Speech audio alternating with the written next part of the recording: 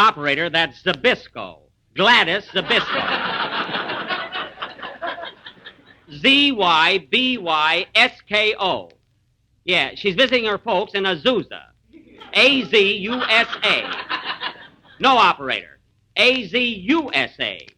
No, USA. Da da da da da da da da dum da da da da da da dum. That's it. Now hurry, will you please? Look, operator, Zybysko. Zybysko. I told you she's visiting her folks in Azusa.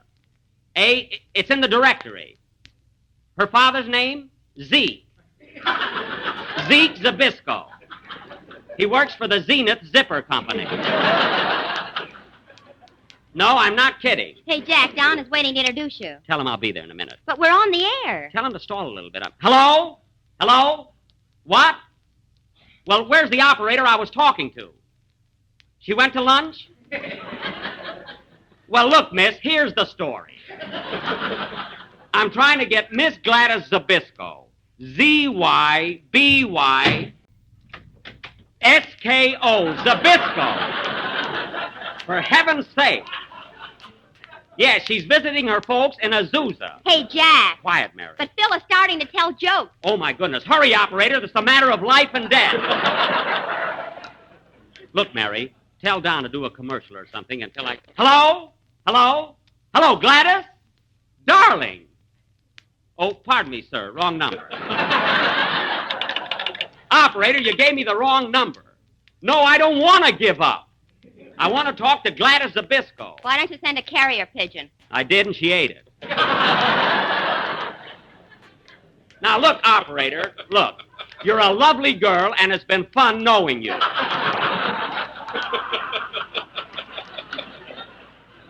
But I've got a broadcast to do, and I'd like to talk... Of course I know someone else, but she happens to be my fiancée. I'm her itsy-bitsy lammy pie. So det me the number for trying out loud. Please, operator. Jack, what are we going to do? Mary, don't bother me. Have Phil play a number or something. Okay. Zybysko. Zybysko. Now, operator, I've been standing here 15 minutes trying to get the... Hello? Hello, Gladys? This is 40. What? Oh, Mrs. Zybysko. How do you do? Well, look, Mrs. Zybysko, this is Jack. Is Gladys there? I'd like to talk to her. Oh, she's over at the neighbor's taking a bath? Good.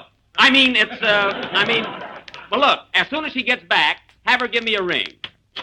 Oh, Jack, come on. We're waiting for you. Just a minute, Mary. Now, remember, Mrs. Zybysko, be sure and tell Gladys to call me.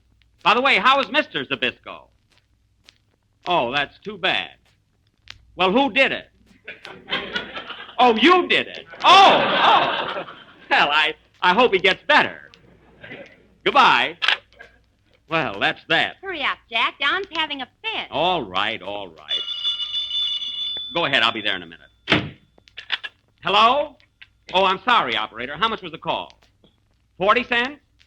All right, just a second. Now, here's a nickel. And here's a dime. And here's a quarter.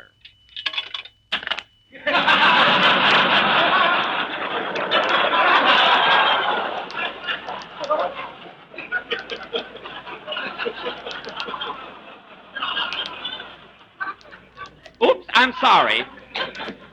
Here's a good one. Return the other one, operator. Thank you. I wonder who gave me that bum quarter. Oh, well.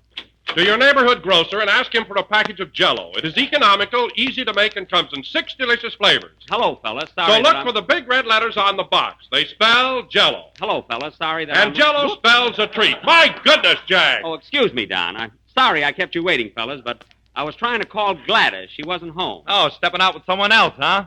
She was not. She just went to the neighbors well, the lady next door was holding a bridge party, and Gladys went over to make a fourth. And while she was dummy, she took a bath. Oh, eavesdropping, eh, Mary? Well, at least Gladys wasn't out with another fella. There's one thing I can say about that girl. She's only attached to one person at a time. She's like a police dog. You said it. I mean, she's true to me. Well, perhaps I shouldn't say this, Jack, but I dropped into Ginsberg's restaurant the other day, and when Gladys brought me my sandwich, she winked at me. Gladys winked at you. Absolutely. With her right eye or left eye?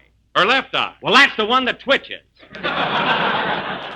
That's nerves, Don, not romance. Now, let's forget about my private life.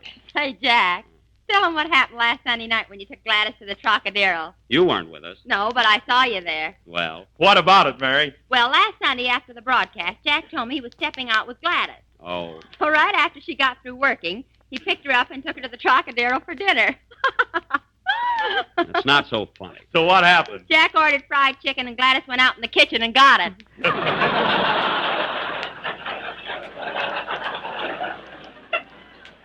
She's just a little absent-minded, that's all. Anyhow, we had a marvelous time. Gladys and I won the jitterbug contest, didn't we? Sure, but you had to drink a bottle of Tabasco sauce to do it. Boy, was I hot. Anyhow, we won the contest, and I have the cup. I bet you've got a geranium in it already. I have not. That cup is on the mantelpiece right next to my Academy Award statue. Your Academy Award? Yes. Hey, wait a minute. When did you ever get an Academy Award statue? Last Thursday night, I won it from Spencer Tracy in a crap game.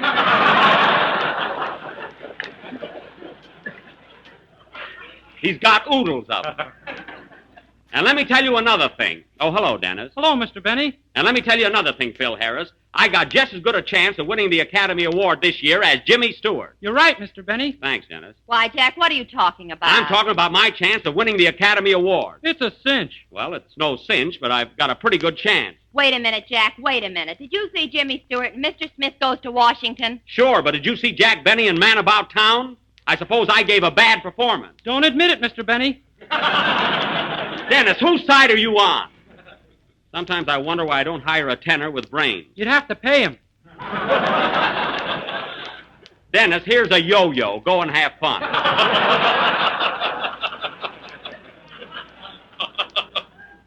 Now listen, fellas, if you'll cut out this argument and settle down and act like human beings, I've got something very important to tell you. What is it, Jack? Are you sure you're in a mood to listen? Yeah, what's on your mind, Jackson? Well, now get this, everybody.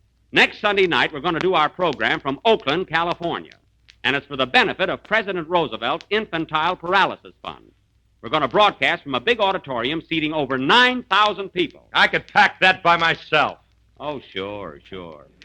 Phil, the only time you ever entertained over 9,000 people at once was when you sang Sweet Adeline at the Rose Bowl game.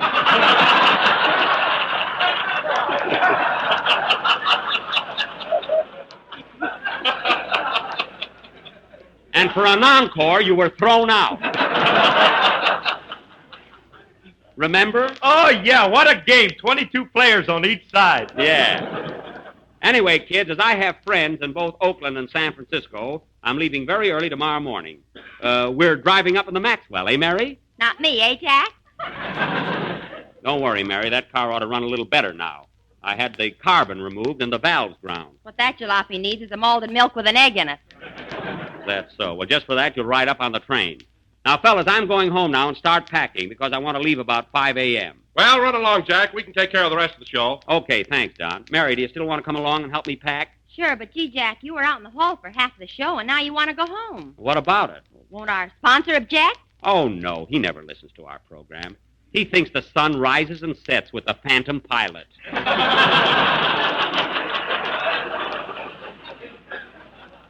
Well, so long, fellas. Mary, get me a cab, will you? Okay. Oh, Mr. Benny. What is it? There's a phone call out here from Azusa. Oh, yes, I've been expecting that. Excuse me, fellas. I'll see you all next week. Gee, I can hardly wait to talk to her. Hello? Hello, Gladys? Hello? Operator, you cut me off. Hey, Jack, the cab is waiting. I'll be there in a minute. Look, operator, I was getting a call from... Hello, Gladys? How are you, honey? See, what an awful time... Hello, Gladys? Hello? Operator, I was talking to Miss Zybysko in Azusa. Zybysko, Z-Y-B-Y... Oh, the heck with it. Darn it. Oh, my goodness, I hit the pot of gold. Oh, Mary, look what happened.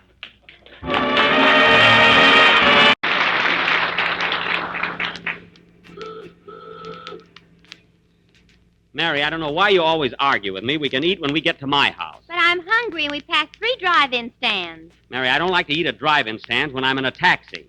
That click, click, click of the meter gives me indigestion. Gee, I don't know how Gladys can go out with a fellow like you. Is that so? Well, let me tell you something, Mary. Gladys understands me. And furthermore, she's not a gold digger. She cost me plenty. I'm not talking to you, driver. Just roll up that window and mind your own business. Oh, you want a neck, huh? No, I don't want a neck. You hear that, Mary? That guy just talked himself out of a quarter tip. He couldn't spend it anyway. Not that one. Pull up here, driver. This is the house. Okay. What do I owe you? There it is on the meter, $1.10. I mean, $1.20.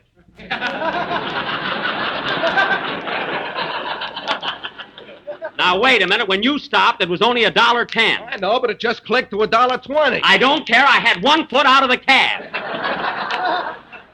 So don't tell me. Oh, pay him, Jack. There's Ronald Coleman looking out of his window. Nuts to Ronald Coleman.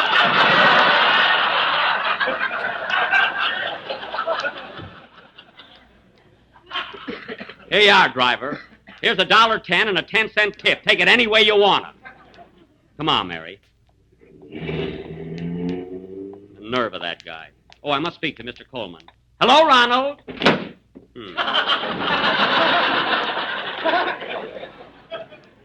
Close the window. It must be colder than I thought. Yeah, something like that. Where's my key? Oh, here it is. Let me have your coat, Mary. I'll hang it up. Is that you, Cousin Lancelot?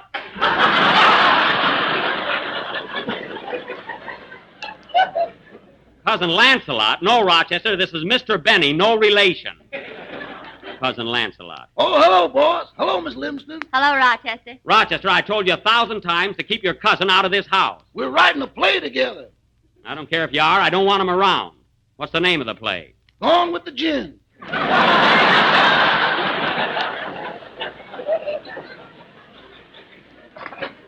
Well, write it on your own time.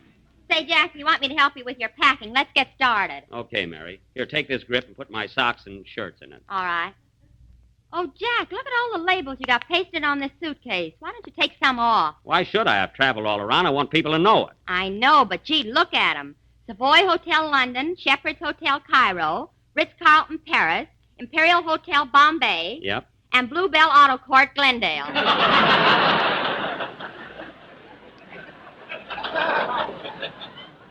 How did that get on there? I've never been there in my life. Hey, Rochester, how did this auto court sticker get on my suitcase with the rest of those labels? They all came in one package. Well, next time, read them first. Oh, Mary, put my pajamas in there, too. Okay, do you want the tops or the bottoms? Both. It may be chilly in Oakland. There, that's fine. Thanks, Mary. I'm hungry. I'm going out in the kitchen and get something to eat. All right, you'll find some cold pot roast in the icebox. Uh-oh.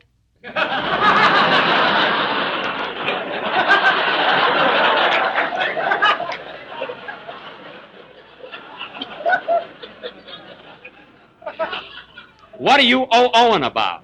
After dinner last night, there was 4 pounds and 8 ounces of pot roast left. Exactly. How do you know? He weighs it in and out like a jockey.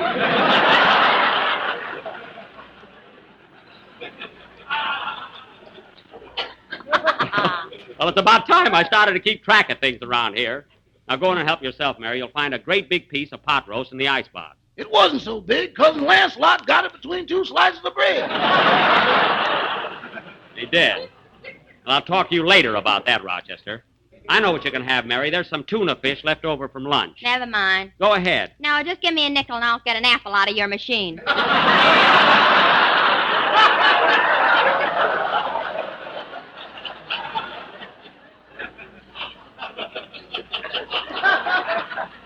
Okay, here you are. Gee, I might as well give them away. Now, Rochester, we're going to be gone over a week, so we ought to make some arrangements about Carmichael and Trudy. I already fixed it for the polar bear and the ostrich to stay in a pet shop. That's good, and I guess our boarder, Mr. Billingsley, will get along all right until we come back. Now, don't forget, Rochester, we got to leave at 5 o'clock in the morning, so we better get up at 4. 4 o'clock in the a.m.? Yes, just as the sun is peeping over the mountain. When it comes out in the open, notify me.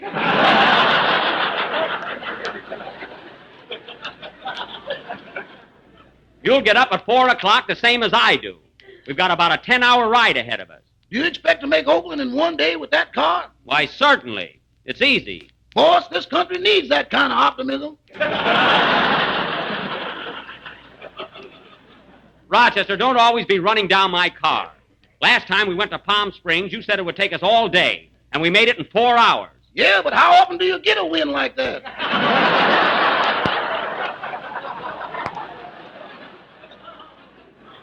All right, just pack my bags and let me do the worrying. Okay. What suits do you want to take along, Mr. Benny? Let me see. I want my brown check, my blue pinstripe, and the one you're wearing. Now, hurry up with it. Oh, good evening, Mr. Billingsley. Good evening, Mr. Benny. Are you getting all set for your trip? Yes, I'm leaving first thing in the morning. By the way, Mr. Billingsley, I don't want to seem impertinent or anything, but this is the first time I've seen you when you weren't a bit under the weather. Well, I've been on the wagon now for over 2 weeks. Well, congratulations, Mr. Billingsley. Say, what made you give up drinking? Well, to tell the truth, Mr. Benny, I kept seeing a polar bear and an ostrich running around here. Oh. I know when I've had enough. Well, it's rather difficult to explain, Mr. Billingsley, but I really have a polar bear and an ostrich. You have? Yes. Well, then let's roll out the barrel.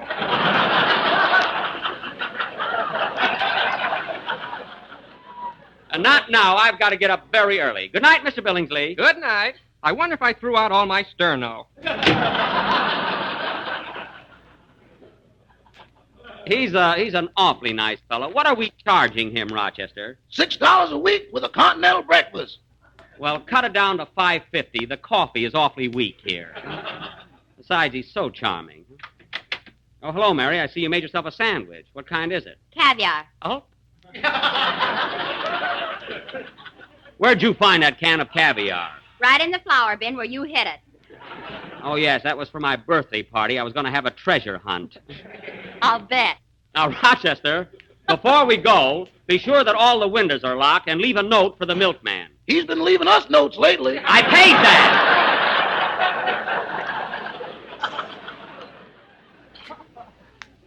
that! Now, be sure and take care of everything. Oh, Mary, sit on this suitcase, will you, until I snap it shut? Okay. Answer the phone, Rochester. Put more weight on it, Mary. Hello? Who? Who? Wrong number. Goodbye. There, I guess that ought to hold it. What was that, Rochester? Something about Azusa. We don't know nobody there.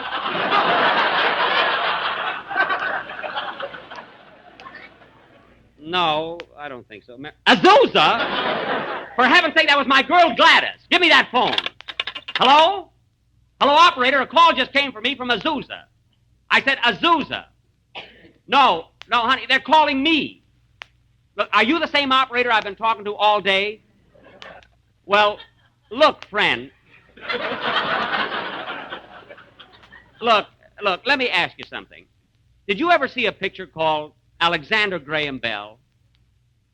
Well, if you remember how that great man struggled and toiled and put in his lifeblood into perfecting an invention called the telephone. And in one day, look what you've done to it.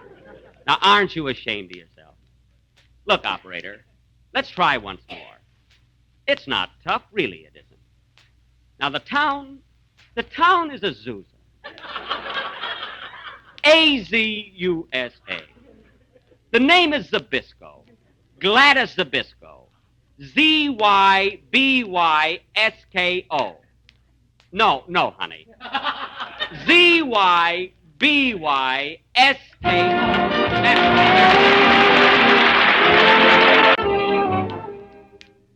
This is the last number of the 16th program in the current Jello series. And we will be with you again next Sunday night at the same time with our friends in Oakland and San Francisco. Oh, Mary, Jack, What? here's a special delivery letter just came for you. It's from Andy Devine. Oh, you opened it, eh? Let's see that. Oh, listen to this, fellas. Dear Buck, I'm on the road now making personal appearances. Right now, I'm at the Colonial Theater, Dayton, Ohio, and next week I'll be at the Chicago Theater in Chicago. Yours truly, Andy Devine. P.S. If you feel like reading this over the air, it's okay with me. Well, well, I wonder if he ran into Schlepperman on the road. Good night, folks.